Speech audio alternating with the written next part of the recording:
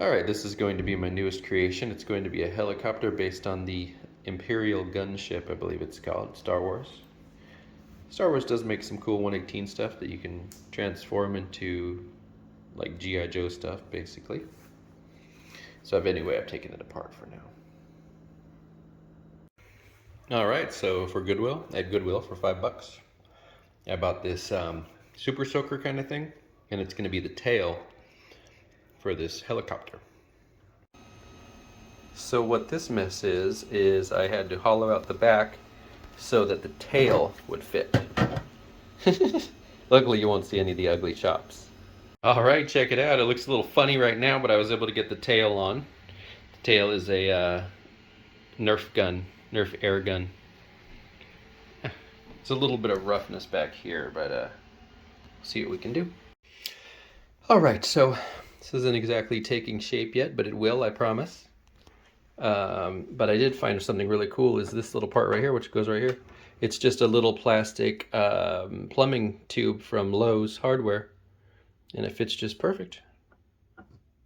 So that is a very good thing.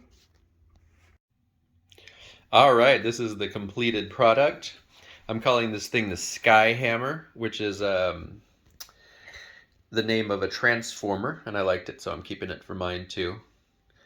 It's a U.S. Air Force attack helicopter, Sky Hammer. So yeah, it's a combination of the Star Wars, obviously, vehicle, as well as the Nerf gun, and a whole bunch of other interesting parts. Some other Star Wars parts and other G.I. Joe parts. The landing gear are G.I. Joe, and they're heavy duty because it's a large, heavy vehicle. It's got a camera on the front, gun camera, infrared, as well as night vision and normal camera. And then it's got cameras there and there. The idea is that the pilot's cockpit has video screens in it, so it looks like he can see everything that's going on around him. It's got multiple engines, so it's got an intake for the helicopter props, which is dual rotor, and so it's got lots of lift and doesn't need a tail rotor. And lots of maneuverability. But now with the newer helicopters, such as the Raider, and there's another one whose name I can't think of, they have the extra propeller in the back, but instead of that, this has two jets, which make it go super, super fast. But because of the, basically when you have a helicopter, the retreating blade will have less lift if you're going forward than the advancing blade, which causes an instability. And so having a dual rotor system removes that. So that type of helicopter can actually move faster because that instability isn't there. And so this helicopter can theoretically go very, very fast. It's got two large fuel pods on the sides and then multiple missiles. This thing's pretty awesome. I like the missiles. It's got Dagger and Starfire missiles. The daggers are the red ones right there, and the Starfire are the ones in the things, the launchers. And it's got air intakes with really awesome filters in there to get the dust out if needed.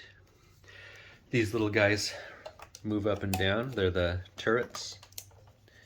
Anyway, they're supposed to move up and down, theoretically. It's got a pilot in here who's got his controls and everything. All right, and now, this is a very interesting thing that's very different about this helicopter. You notice there's no gunner, so the gunner is back here.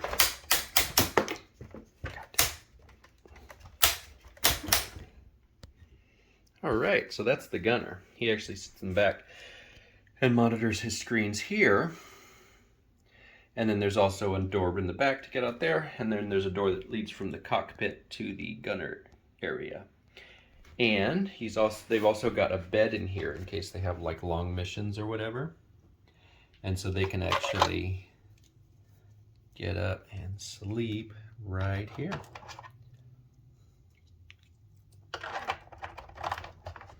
I guess you'll just have to take my word for it. But yeah, the bed's right there. Yeah, this thing's cool. I like how it lifts up like that. All right. And here's the right side of the craft. This is a radome so that it can have full 360-degree radar for detecting other aircraft and other things, tanks and stuff. And so yeah, it's kind of got a futuristic look to it. This is something that's obviously not going to be made soon, but it's got kind of a futuristic look to it. It would work in real life. It's not super aerodynamic. For instance, it's got some flat surfaces that would be hit by the wind, which wouldn't be very aerodynamic. But, you know, theoretically it could work. And then these spin. They spin in, of course, in opposite directions. Yeah, it took a while to make. It took about a week and a half to make and get all the parts for. But I'm happy with how it turned out. I'm going to sell it right away. All right. Give one more view of the front and the back. Oh yeah, that's another thing I forgot. This telescopes so that it can be shorter when it's stored on an aircraft carrier.